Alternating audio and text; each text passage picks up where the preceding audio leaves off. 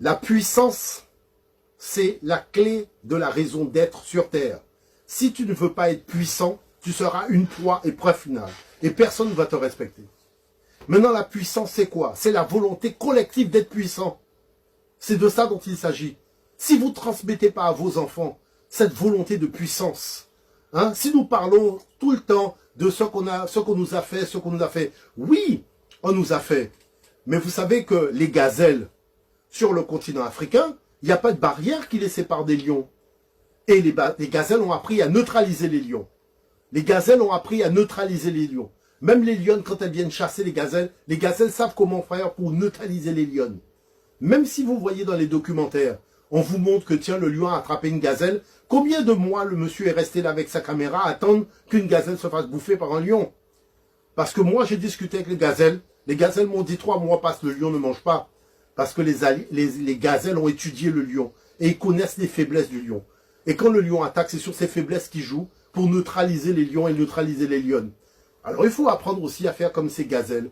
Nous sommes aussi avec des lions, mais il faut apprendre à étudier le lion et connaître une chose, le tendon d'Achille. Le tendon d'Achille, c'est ce qui neutralise l'adversaire. Il faut apprendre à décider d'étudier le tendon d'Achille. Parce que quand on veut être puissant, il faut connaître le tendon d'Achille de tout le monde. C'est de cela dont il s'agit, mes très chers.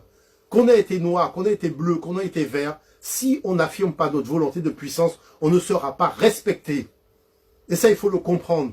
La dame, elle dit ça, oui, mais moi, quand je vais dans les lieux où on habite, les ascenseurs ne fonctionnent pas depuis 2 ans. 2 ans, des ascenseurs ne fonctionnent pas. C'est pas une insulte, ça? Hein? Vous avez des escaliers qui sont complètement en ruine, des trottoirs qui n'ont jamais été faits depuis 20 ans. C'est pas une insulte, ça? Tout ça, c'est pas une insulte? Quand vous allez chez les autres, ceux qui affirment leur volonté de puissance, leur ascenseur fonctionne, leur trottoir est comme il faut, tout fonctionne bien. Donc tout ça, ça fait partie du rang des insultes. Pourquoi? Parce que nous n'affirmons pas notre volonté de puissance. Et nous devons apprendre à jouer en équipe. Nous devons apprendre à jouer ensemble. Nous devons apprendre à mettre notre argent ensemble. À miser ensemble. C'est de cela dont il s'agit. Parce qu'on pourra critiquer tout le monde. Mais ces gens-là, quand ils se réunissent, ils mettent leur argent sur la table. Ils se mettent ensemble pour racheter quoi? Racheter des biens chez nous. Demain, on sera même plus propriétaire de ce qu'on a chez nous. Parce qu'il y a des conglomérats, des gens qui viennent et qui se donnent les moyens de devenir propriétaires chez nous. Qui créent des centres commerciaux, même dans des vides.